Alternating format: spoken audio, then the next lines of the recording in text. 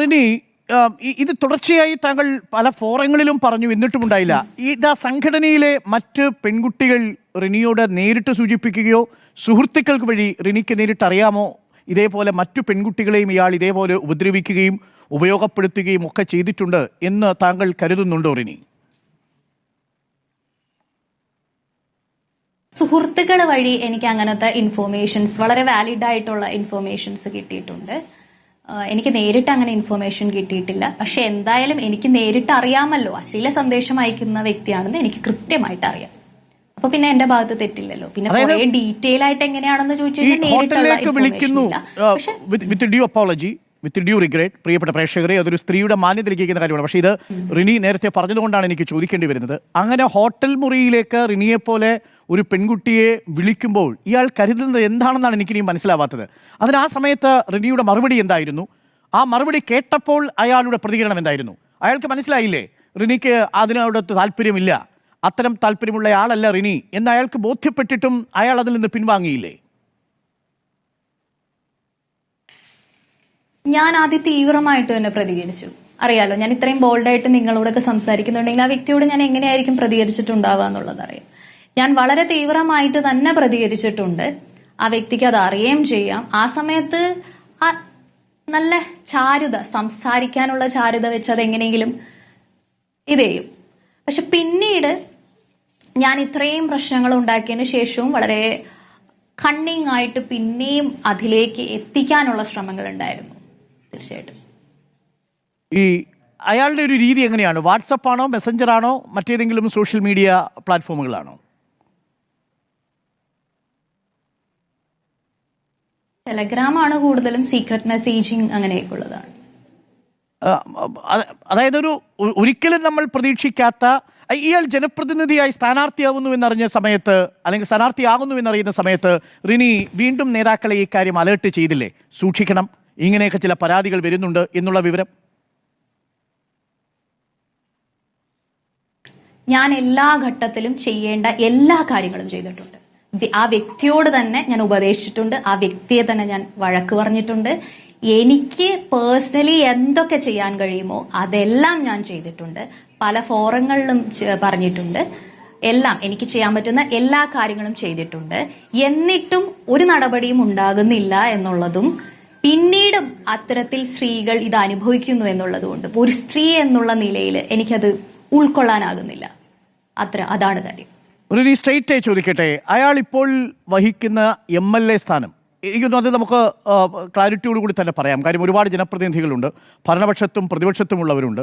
താങ്കൾ പേര് പറഞ്ഞില്ലെങ്കിൽ പോലും ആ MLA സ്ഥാനം അയാൾ അർഹിക്കുന്നുണ്ടോ റിനി?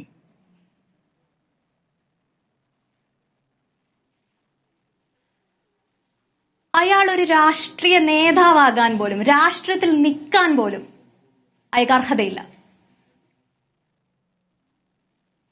ജനപ്രതിനിധിയായിട്ടല്ല, ഒരു രാഷ്ട്രീയ നേതാവായിട്ട് പോലും നിൽക്കാനുള്ള യോഗ്യത അയാൾക്കില്ല. ഇല്ല, അർഹതയില്ല. ഇത് റിനിയുടെ മാത്രമാണോ? റിനിയോട് പറയുന്ന സുഹൃത്തുക്കളും ഇത് തന്നെയാണോ പറയാറുള്ളത്? ഈ ഇരയാക്കപ്പെട്ട പെൺകുട്ടികൾ, അവർ ഇനി ഒരുപക്ഷെ നാളുകളിൽ കൂടുതൽ ആളുകൾ രംഗത്ത് വന്നേക്കാം. റിനി പറയുന്നതിൽ പ്രചോദനം ഉൾക്കൊണ്ട ആളുകൾ പുറത്തു വന്നേക്കാം. അവരൊക്കെ പരോക്ഷമായി റിനിയോട് സൂചിപ്പിച്ചിരിക്കുന്നതും സുഹൃത്തുക്കൾ വഴി സൂചിപ്പിച്ചിരിക്കുന്നതും ഇതേ കാര്യം തന്നെയാണോ? ഇയാൾ കപടമുഖമുള്ള ഒരാളാണ്, പൊയ്മുഖമുള്ള ഒരാളാണ്, അയാളൊരു വ്യാജ നേതാവാണ് എന്നാണോ റിനി മനസ്സിലാക്കേണ്ടത്? പൊയ്മുഖമുള്ള വ്യക്തിയാണ് എന്നുള്ള കാര്യത്തിൽ ഒരു സംശയവുമില്ല.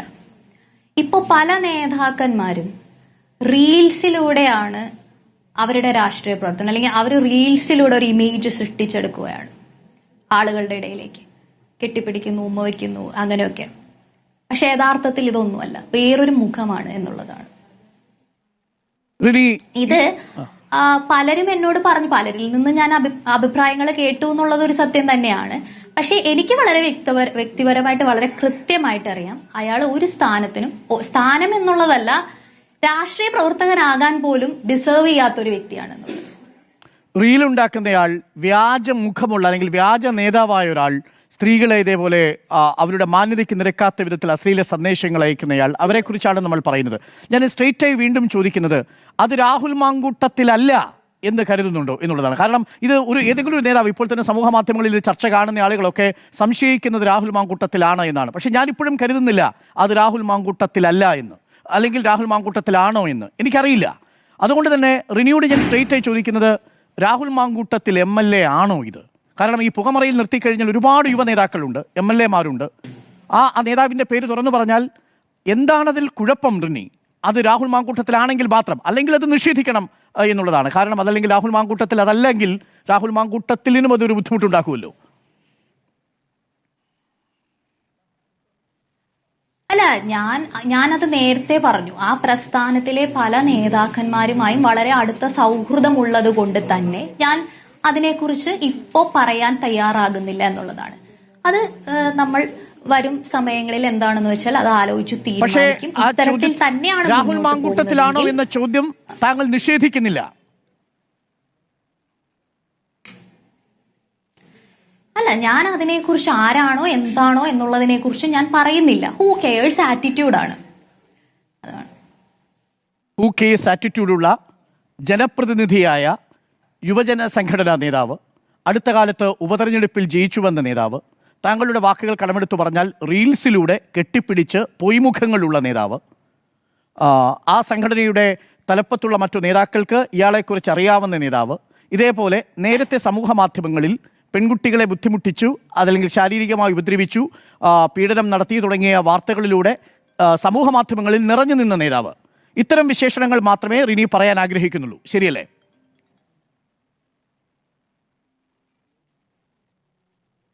അതെ, തൽക്കാലം അതാണ് ഉദ്ദേശിക്കുന്നത്. ഓക്കെ, റിനി ഈ കാര്യങ്ങളൊക്കെ റിനിയുടെ വീട്ടിൽ അറിയിച്ചിട്ടുണ്ടോ? റിനി ഇപ്പോൾ ഈ പറയുന്ന കാര്യങ്ങൾ, തുറന്ന് മാധ്യമങ്ങളോട് പറയുന്ന കാര്യങ്ങളൊക്കെ വീട്ടിൽ അറിയിച്ചപ്പോൾ വീട്ടിൽ നിന്നുള്ള പ്രതികരണം എന്തായിരുന്നു? സുഹൃത്തുക്കളുടെ ഭാഗത്തു നിന്നുള്ള പ്രതികരണം എന്തായിരുന്നു? മറ്റ് ഇങ്ങനെ തുറന്നു പറയാൻ പോകുന്നു എന്നുള്ള വിവരം റിനു അത്രമേൽ സ്നേഹിക്കുന്ന ഈ സംഘടനയുടെ മറ്റു നേതാക്കളെ ആരെങ്കിലും അറിയിച്ചിട്ടുണ്ടോ റിനി? ഞാൻ വീട്ടിൽ ഇതിനെക്കുറിച്ചൊക്കെ എൻ്റെ എല്ലാ കാര്യങ്ങളും ഞാൻ വീട്ടിൽ സംസാരിക്കും. അങ്ങനെ രഹസ്യങ്ങളൊന്നുമില്ല, എല്ലാ കാര്യങ്ങളും സംസാരിക്കും. പിന്നെ തുറന്നു പറയുന്നു വെച്ചപ്പോൾ എല്ലാവർക്കും അതിൻ്റെ ഒരു ടെൻഷനുണ്ട് തീർച്ചയായിട്ടും. പക്ഷെ ഞാനും അങ്ങനെ ചിന്തിച്ചിരുന്നു, ഇത് വേണോ? കാരണം എനിക്ക് വ്യക്തിപരമായിട്ടുള്ള ഒരു പ്രശ്നമല്ല ഇത്. ബേസിക്കലി എനിക്കത് ഇഗ്നോർ ചെയ്യാവുന്ന വിഷയമേ ഉള്ളൂ. പക്ഷെ ഞാനതൊരു സാമൂഹ്യ പ്രതിബദ്ധത എന്ന രീതിയിൽ ഒരാൾ പോലും ഇത് പറയുന്നില്ല. ആ വ്യക്തി എൻ്റെ അടുത്ത് പറയുകയും ചെയ്തു, സ്ത്രീ പീഡകരായ രാഷ്ട്രീയക്കാർക്ക് എന്തു സംഭവിച്ചു, സുഖമായിട്ട് അവരത് ഇരിക്കുവല്ലേ എന്നൊക്കെ ചോദിച്ചു. അപ്പൊ എനിക്കതൊരു വലിയൊരു വേദന ഉണ്ടാക്കി. നമ്മുടെ സമൂഹത്തിന്റെ പോക്ക് എങ്ങോട്ടാണ്? നമ്മൾ ഇത്തരത്തിലുള്ള ആൾക്കാരെ വിജയിപ്പിച്ചും ഓരോ നിലകളിലൊക്കെ എത്തിച്ചതിന് ശേഷം സ്ത്രീകളുടെ കൂടി പങ്കാളിത്തത്തിലൊക്കെ വന്നതിന് ശേഷം ഇങ്ങനെയൊക്കെ ആണല്ലോ എന്നെ വേദനിപ്പിച്ചു. അതുകൊണ്ട് മാത്രമാണ് ഞാൻ പറയല്ലോ, വ്യക്തിപരമായിട്ട് എനിക്ക് ഒരു വിഷയവും ഈ കാര്യത്തിലില്ല. കാരണം എനിക്ക് ചില അശ്ലീല സന്ദേശങ്ങൾ അയച്ചു എന്നുള്ളത് കൊണ്ട് ഞാൻ എന്തിനു വിഷമിക്കണം? ഞാനത് ബ്ലോക്ക് ചെയ്താൽ മതി. പക്ഷെ ഇത് എല്ലാവരോടും ഇങ്ങനെയാണ്, എല്ലാ ആൾക്കാരോടും ഇങ്ങനെ ആകുമ്പോൾ അത് ഒരു രാഷ്ട്രീയ നേതാവിന് ചേർന്നതല്ല എന്നുള്ളത് കൊണ്ട് മാത്രമാണ് ഇത് ഞാൻ സംസാരിക്കുന്നത്. ഇനി ഞാൻ അങ്ങനെ നമ്മളെ ഫോറങ്ങളിലൊക്കെ സംസാരിച്ചുകൊണ്ട് പിന്നെ അയാളുടെ ഭാഗത്തുനിന്നൊരു ചോദ്യം ചോദിക്കട്ടെ. കാരണം അയാൾ ഇതൊരു പ്രണയത്തിനുള്ള ഒരു ഭാഷയായിട്ട് ഉപയോഗിക്കുകയായിരുന്നെങ്കിലോ? അയാൾ പ്രണയത്തിൽ തൽപരനാണ്, പ്രണയം കുറ്റകൃത്യമൊന്നുമല്ലല്ലോ. അപ്പോൾ അയാൾ താങ്കളോട് ഒരു പ്രണയാഭ്യർത്ഥന നടത്തുകയായിരുന്നു എന്നതാണ് അയാൾ പറയുന്നതെങ്കിലോ? അയാളുടെ ഭാഷ്യം അതാണെങ്കിലോ?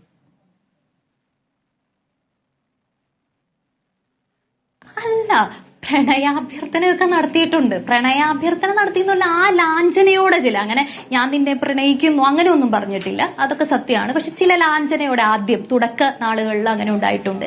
ചില ലാഞ്ചനകൾ അത്തരം രീതിയിലൊക്കെ പറഞ്ഞിട്ടുമുണ്ട്.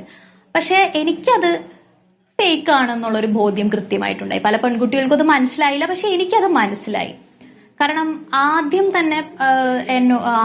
തന്നെ നേരിട്ട് കാണാതെ തന്നെ 5 സ്റ്റാർ ഹോട്ടലിലേക്ക് വരൂ എന്നുള്ള രീതിയിലൊക്കെ ഒരു സംഭാഷണം ഉണ്ടായി. അപ്പൊ അതിനെ ഞാൻ ഉടുപ്പുമില്ലാതെ ഒരു പെൺകുട്ടിയോട് സൗഹൃദത്തിലായി കുറച്ച് ദിവസങ്ങൾക്കുള്ളിൽ തന്നെ നമുക്ക് ഹോട്ടലിൽ വെച്ച് കാണാം എന്ന് പറയുകയായിരുന്നു ഇയാൾ.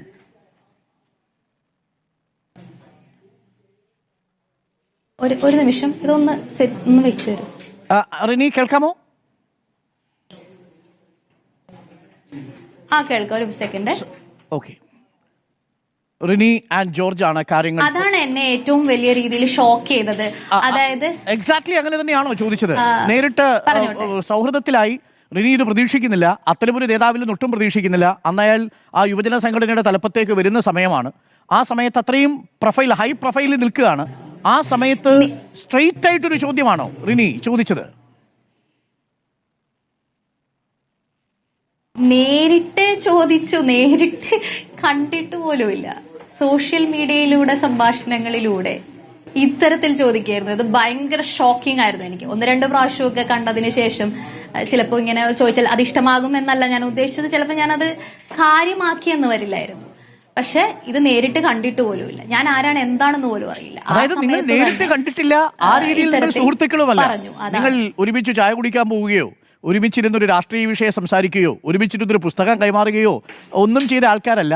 സോഷ്യൽ മീഡിയയിൽ കണ്ട് പരിചയം മാത്രമുള്ള റിനിയെ വളരെ ചുരുങ്ങിയ ദിവസങ്ങൾക്കുള്ളിൽ ഹോട്ടലിലേക്ക് ക്ഷണിക്കുകയാണ് ഈ നേതാവ്. അതെ അതെ അതെ അതെ. അതും ഇന്ന ഹോട്ടൽ എന്ന് പറഞ്ഞാണോ? നമുക്ക് ഏതെങ്കിലും 5 സ്റ്റാർ ഹോട്ടലിൽ പോകാം എന്നായിരുന്നോ ഇയാളുടെ വാഗ്ദാനം? ആദ്യം പറഞ്ഞത് ഹോട്ടലില് റൂം എടുക്കാന്ന് പറഞ്ഞു. ഞാൻ ചോദിച്ചു എന്ത് എന്ന് ചോദിച്ചു. അപ്പൊ എന്നോട് പറഞ്ഞു ഞാൻ 5 സ്റ്റാർ ഹോട്ടലിൽ എടുക്കൂന്ന് പറഞ്ഞു. ഓ, ഇത് എന്നിട്ട് രാഷ്ട്രീയം സംസാരിക്കാനാണ് അങ്ങനെ എന്തെങ്കിലും ഇയാൾ പറയുന്നുണ്ടോ? ഇത് തെറ്റിദ്ധരിപ്പിക്കപ്പെടുന്നു അല്ലെങ്കിൽ ഇത് റിനിക്ക് താല്പര്യമില്ല എന്ന് കാണുന്ന സമയത്ത് മറ്റേതെങ്കിലും രീതിയിൽ അത് വഴിതിരിച്ചു വിടുന്നുണ്ടോ? ഇല്ല ഇല്ല, അത് ഞാൻ ഒത്തിരി ഞാൻ അതിനെക്കുറിച്ച് ഇരിക്കുന്നില്ല. കറക്റ്റ്. Okay okay. അത് ഞാൻ നല്ലപോലെ ഫയർ ചെയ്തായിരുന്നു. ഫയർ ചെയ്തതിന് ശേഷം പിന്നീട് പ്രശ്നമൊന്നും ഉണ്ടായിരുന്നില്ല കുറച്ചു നാളത്തേക്ക്. പിന്നീട് വീണ്ടും അത്തരത്തിലുള്ള ചില 5 സ്റ്റാർ ഹോട്ടലിൽ നിങ്ങൾക്കൊരു ലഞ്ച് തരാനോ ഡിന്നർ തരാനോ ഒക്കെയാണ് ഉദ്ദേശിച്ചിരിക്കുന്നതെങ്കിലോ?